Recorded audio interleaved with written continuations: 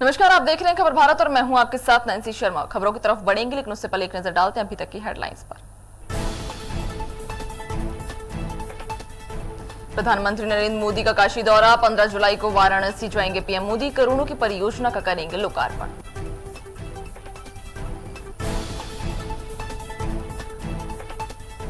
उत्तर प्रदेश में तैयार किया गया जनसंख्या नियंत्रण ड्राफ्ट, नीति के विरोध में आए मुख्यमंत्री योगी आदित्यनाथ। विश्व हिंदू परिषद ने ड्राफ्ट के कुछ प्रावधानों पर दर्ज कराई आपत्ति।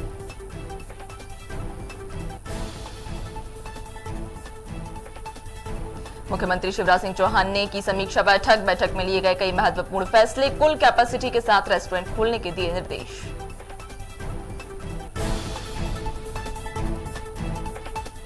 विधायक रामेश्वर शर्मा ने मुख्यमंत्री को लिखा पत्र, जनसंख्या नियंत्रण कानून लागू करने का किया अनुरोध। असम में भाजपा सरकार पहले ही लागू कर चुकी है कानून। और पूर्व कृषि मंत्री अरुण यादव ने मीडिया से की चर्चा, कहा भाजपा पॉलिटिकल एजेंडा लेकर करती है काम। चुनाव के पहले भाजपा इस तरह के एजेंडे लेकर आती है। और अब खबर विस्तार से। प्रधानमंत्री नरेंद्र मोदी 8 महीने बाद अपने संसदीय क्षेत्र वाराणसी का दौरा करेंगे। बता दें कि पीएम 15 जुलाई को काशी जाएंगे। वहीं प्रधानमंत्री मोदी 1550 करोड़ रुपए की परियोजनाओं का लोकार्पण भी करेंगे और अपने ड्रीम प्रोजेक्ट काशी विश्वनाथ धाम के काम की प्रगति का निरीक्षण भी किया जाएगा। साथ ही मोदी भारत और जापान की दोस्ती की प्रतीक बिल्डिंग रुद्राक्ष का भी उद्घाटन करेंगे।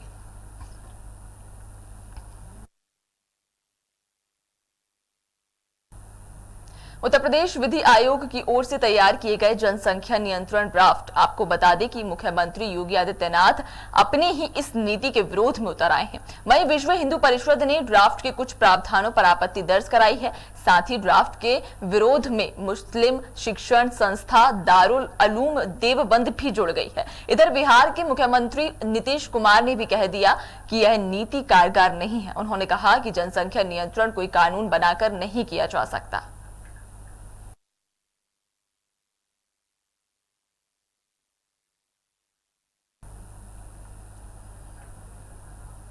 राजधानी भोपाल के हुजूर विधानसभा क्षेत्र से भाजपा विधायक रामेश्वर शर्मा ने मुख्यमंत्री शिवराज सिंह चौहान को पत्र लिखकर जनसंख्या नियंत्रण कानून लागू करने की मांग की है।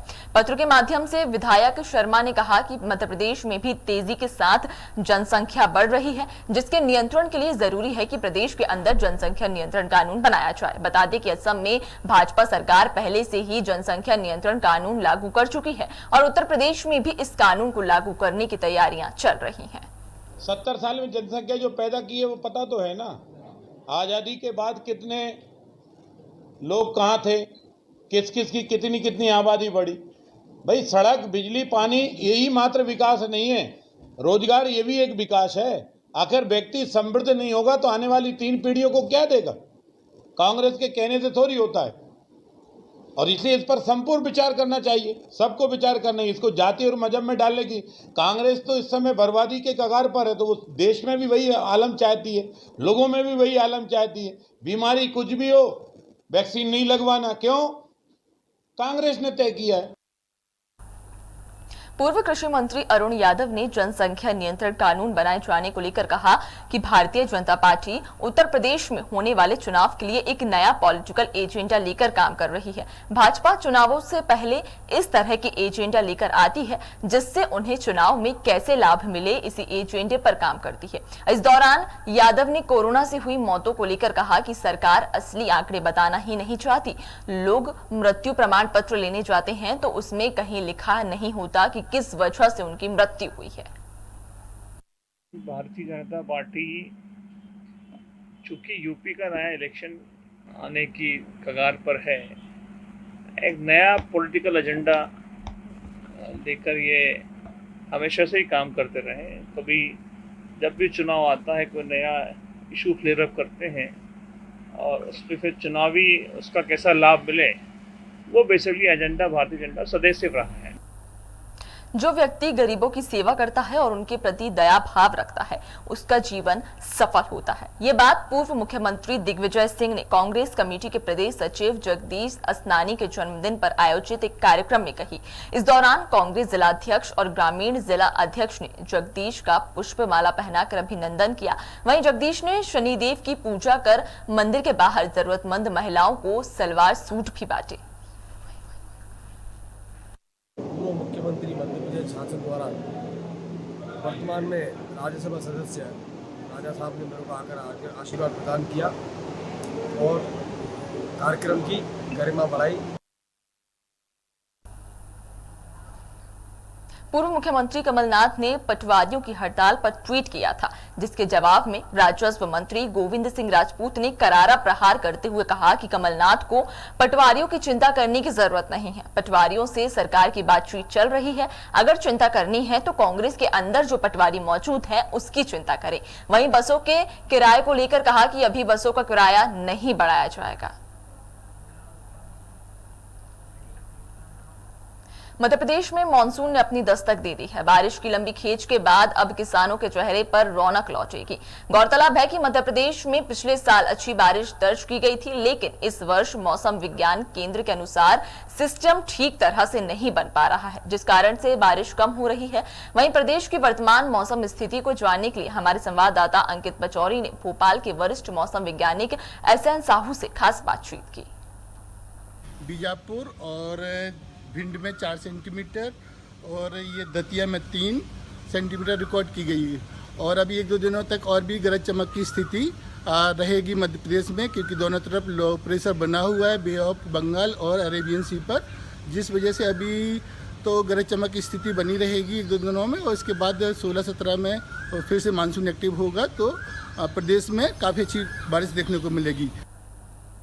सिवनी जिले के घनसौर में उस वक्त सनसनी मच गई जब एक युवक की लाश कुएं में तैरती दिखाई दी। बताया जाता है कि युवक के सिर और चेहरे पर गंभीर चोट के निशान मिले हैं। आपको बता दें कि पोस्टमार्टम रिपोर्ट में डॉक्टरों ने हत्या की शंका जताई है। वहीं जिला पुलिस अधीक्षक कुमार प्रतीक ने मामले को गंभीर रूप से लेते हुए थाना प्रभारी को मामले की जाँच के निर्देश दिए हैं।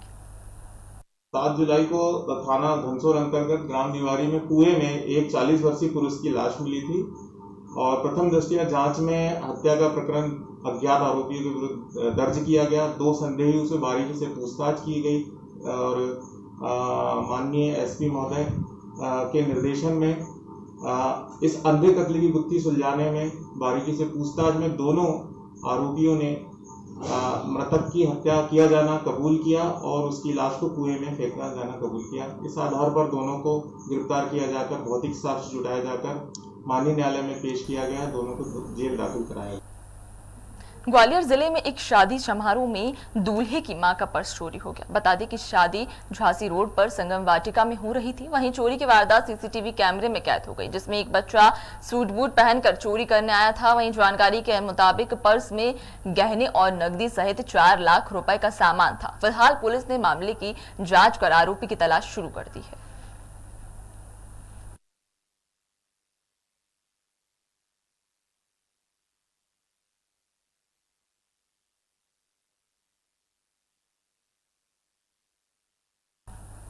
गृह मंत्री डॉक्टर नरोत्तम मिश्रा ने बयान जारी करते हुए कहा कि सरकार कोरोना पर नियंत्रण पा चुकी है। वहीं सीएम ने कोरोना की तीसरी लहर पर समीक्षा की। बता दें कि 27 ऑक्सीजन प्लांट लग गए हैं और कुल 176 प्लांट लगाए जाने हैं। साथ ही कमलनाथ पर तंज कसते हुए कहा कि कमलनाथ किस वर्ग के हैं, क्या कोई बता सकता है? कमलनाथ को तो आराम ही करना चाहिए, जो सलाह देंगे वो ट्वीट से ही देंगे। वहीं दिग्विजय सिंह के बयानों पर कहा कि उमंग सिंघार ने पहले ही कमलनाथ के बयान पर कई सवाल खड़े किए थे। तीसरी लहर के पहलुओं को भी छुआ और तीसरी लहर की तैयारियों की भी समीक्षा की। ऑक्सीजन प्लांट प्राथमिकता पे रखे।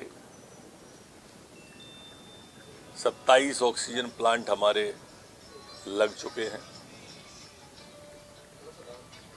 आने वाली 15 तारीख तक कितने लग जाएंगे और अगस्त माह तक हम लगभग पूर्णता की ओर होंगे। 176 कुल ऑक्सीजन प्लांट हमें लगाना। चिकित्सा शिक्षा मंत्री विश्वास सारंग ने जारी बयान में कहा कि प्रदेश में कोरोना की स्थिति ठीक हो रही है। सिनेमा घरों को 50% और रेस्टोरेंट 100% के साथ खोलने की अनुमति दी गई है। वहीं बाजार अब रात में 10 बजे तक खोले जा सकेंगे। इस दौरान मंत्री सारंग ने कहा कि जनसंख्या नियंत्रण को कानून के दायरे में आना चाहिए। जनसंख्या बढ़ेगी तो आने वाली पीढ़ियों को मुश्किलें होंगी। वहीं सारंग ने कांग्रेस पर हमला करते हुए कहा कि कांग्रेस हर मुद्दे को जाति और धर्म से जोड़कर काम करती है। मंत्री सारंग ने इस दौरान मीडिया से चर्चा कर कई मुद्दों पर बातचीत की। मेरा ये मानना है कि कोरोना से बचाव पर हम काम करें। वेरिएंट और म्यूटेशन ये एक बहुत टेक्निकल विषय है।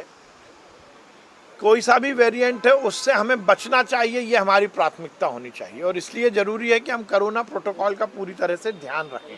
हम मास्क लगाएं, सोशल डिस्टेंसिंग का पालन करें। मध्य प्रदेश पंचायत और ग्रामीण विकास संयुक्त मोर्चा ने अपनी मांगों को लेकर जनपद और पंचायत स्तर पर एक दिन की सांकेतिक हड़ताल की। इस दौरान काली पट्टी बांधकर काम किया गया। वहीं संयुक्त मोर्चा ने आरोप लगाया कि अधिकारी नंबर 1 बनने की होड़ में कर्मचारियों की बलि दी जा रही है। कर्मचारी खून के आंसू रोने पर मजबूर हैं, जिसके चलते संयुक्त मोर्चा ने अपनी मांगों को लेकर कलेक्टर को ज्ञापन सौंपा। साथ ही मांगे पूरी न होने पर अनिश्चितकालीन हड़ताल की चेतावनी भी दी है। संयुक्त मोर्चे ने कि आगामी 19 तारीख से हम सब लोग अनिश्चितकालीन हड़ताल पर जाएंगे और इस बार न केवल इनके झूठे आश्वासनों से बल्कि आदेश लेकर के ही वापस जाने का निर्णय पूरे संयुक्त मोर्चे ने लिया है। भले ही हमको कुछ भी करना पड़े, ईंट से ईंट बजाना पड़े, जो भी निर्णय लेना पड़े, हम आमरण अनशन तक के लिए तैयार हैं। सीधी जिले के आरटीओ कार्यालय में इन दिनों जमकर भ्रष्टाचार किया जा रहा है। यहां पर दलालों के बगैर कोई काम नहीं किया जाता। वहीं जब खबर भारत की टीम ने आरटीओ कार्यालय की हकीकत जानने की कोशिश की तो वहां अधिकारी नदारद दिखे। बता दें कि कार्यालय में चारों तरफ दलाल ही सक्रिय नजर आए, जो आने वाले लोगों से पैसे लेकर काम करवाते दिखाई दिए। वहीं मामले में जब आरटीओ अधिकारी से बात करनी चाहिए तो उन्होंने फोन उठाना भी उचित नहीं समझा।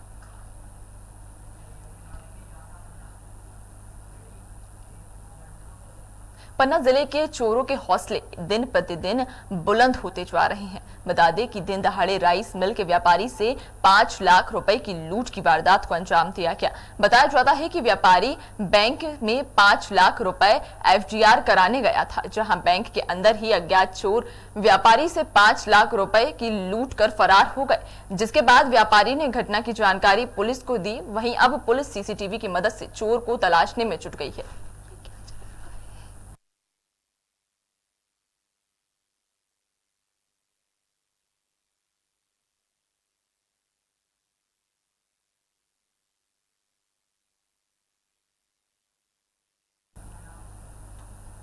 बुंदेलखंड की प्रसिद्ध भगवान जगन्नाथ स्वामी की रथ यात्रा जगन्नाथपुरी की तर्ज पर निकाली गई।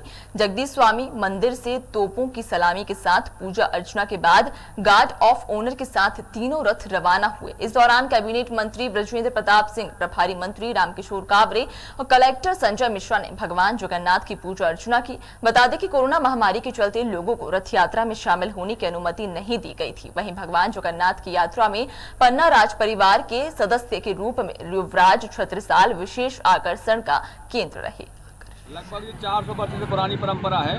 पहले जगन्नाथपुरी के बाद पन्ना में राजा महाराजा द्वारा प्रारंभ की गई यात्रा लगातार इसका खंडन हो कोविड-19 के सभी प्रोटोकॉल को करते हुए निकाली गई। इस त्यौहार में बहुत भीड़ होती थी, बहुत अच्छा लगता था, पूरा शहर सस्ता था, अच्छी रात निकलते थे। लेकिन अब कोरोना की कई लोग देख रहे हैं कोरोना की लहर ही आने वाली है, इस कारण इसके कोविड-19 के प्रोटोकॉल के तहत निकाली गई।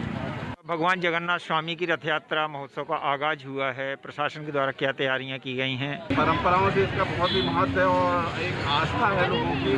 पन्ना जिले के लिए बहुत ही एक ऐतिहासिक रूप में इसे माना जाता है और हर एक जनमानस इस यात्रा में भाग लेता है और दूर दराज से भी लोग आए हुए हैं भगवान के दर्शन करने के लिए और भगवान के दर्शन करने का लाभ उठा रहे हैं। हम लोगों को लग रहा था कोरोना गाइडलाइन की तरह रथ यात्रा पूरी तरह बंद करनी पड़ेगी, लेकिन पिछले 15 दिन से कोरोना पन्ना में 0 है। इसलिए जो जिला स्तरीय शांति समिति है और कोरोना क्राइसिस मैनेजमेंट कमेटी सबने मिलकर तय किया कि यात्रा को हम लोग प्रतिबंधित करते हुए पब्लिक का आवागमन रथ यात्रा मार्ग में प्रतिबंधित करते हुए रथ यात्रा हम लोग निकाल सकते हैं। टीकमगढ़ जिले के ग्राम कोटरा में ग्रामीण बिजली के बिना ही अंधेरे में अपना जीवन यापन कर रहे हैं। आपको बता दें कि लंबे समय के बाद भी यहां बिजली मुहैया नहीं कराई जा रही, जबकि ग्रामीण विद्युत विभाग के कई बार चक्कर काट चुके हैं, लेकिन अभी तक गांव में ट्रांसफार्मर नहीं बदला गया। वहीं ग्रामीणों का कहना है कि सरकार वादे तो करती है, लेकिन गाँव में बिजली अभी तक नहीं पहुँचवाई गई है।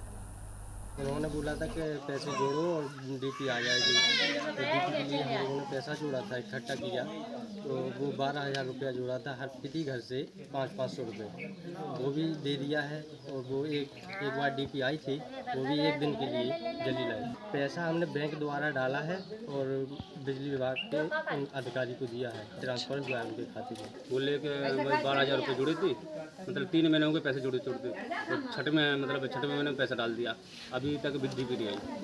लाइट नहीं आ रही। कितने दिन हो गए? 3 महीना हो चुका। तो आप लोग विद्युत ऑफिस गए हैं क्या? गए थे। फिर क्या हुआ? पैसा भी जुड़े थे। कितने रुपए? 200 रुपये लाए थे, लेकिन लाइट नहीं आ रही।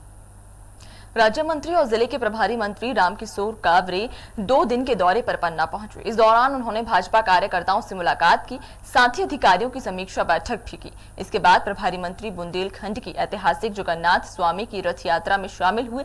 वहीं प्रभारी मंत्री ने सोशल मीडिया में वायरल एक वीडियो में ट्राई साइकिल भी भेंट की। आपको बता दें कि वहां गुहार लगाने वाले विकलांग वृद्ध लोगों को ट्राई साइकिल भेंट की गई।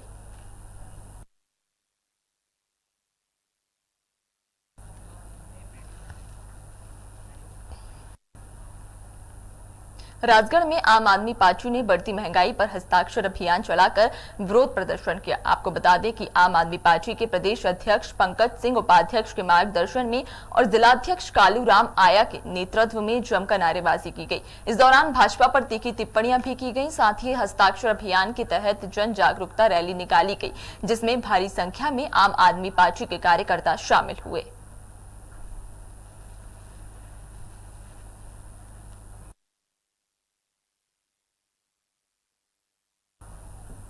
राजगढ़ जिले के नरसिंहगढ़ में सरकार ने डीए इंक्रीमेंट को रोकने और कर्मचारियों से निरंतर काम कराने के विरोध में 1 दिवसीय हड़ताल की। जब इस मामले में जनपद सीईओ से चर्चा की तो उन्होंने बताया कि नंबर 1 बनने की होड़ में प्रशासन कर्मचारियों पर प्रेशर बनाती है, जिसके कारण कई कर्मचारी आत्महत्या भी कर चुके हैं।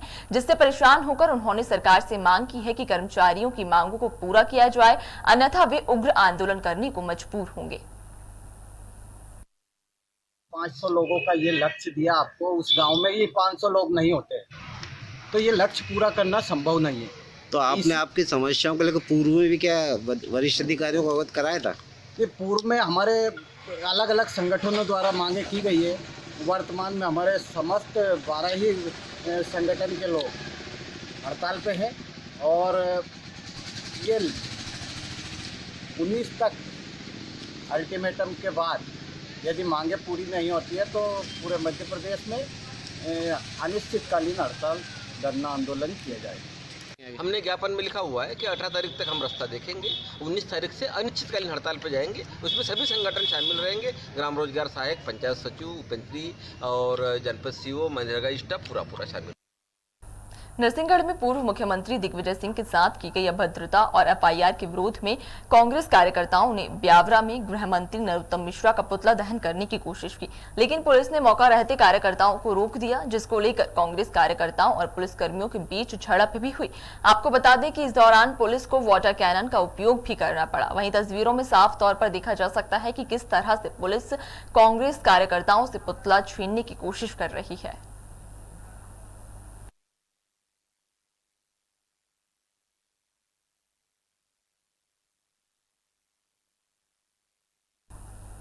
रतलाम में दिन दहाड़े एक युवक पर चाकू से प्रहार कर जान से मारने की कोशिश की गई। युवक को घायल अवस्था में जिला अस्पताल रेफर किया गया। बताया जाता है कि 3 दिन पहले घायल नंदकिशोर, शुभम पोरवाल, राहुल पोरवाल और धीरू जाट से मोटरसाइकिल टक्कर की मामूली बात पर विवाद हुआ था। अब बदले की भावना से तीनों युवकों ने नंदकिशोर पर चाकू से हमला कर दिया। वहीं फरियादी की शिकायत पर पुलिस ने मामला दर्ज कर फरार आरोपियों की तलाश शुरू कर दी है। ये धीरज शाह नगर में एक नंदकिशोर नायक का विवाद हुआ है शुभम पोरवाल और राहुल जाट से, और इनके द्वारा चाकू मारा है नंदकिशोर को, जिसको कि यहाँ पे अस्पताल में भर्ती कराया। तो नंदकिशोर की रिपोर्ट पर अपराध पंजीबद्ध किया जा रहा है। तो फरियादी का कहना है इनका 2-3 दिन पहले विवाद हुआ था, गाड़ी टकराने की विवाद पर से हुआ है। किससे झगड़ा हुआ? शुभम पोरवाल और धीरू जाट। कहाँ से आपके पास आए थे? कैसे? इन्होंने मेरे को दीनदयाल नगर में बुलाया, शुभम कटारा नाना ने। मैं दीनदयाल नगर पहुंचा, ये लोग आए गाड़ी पे और चाकू निकाला और दो ने मारना चालू कर दिया। फिलहाल की इस बुलेटिन में इतना ही। बने रहिए आप खबर भारत के साथ। नमस्कार।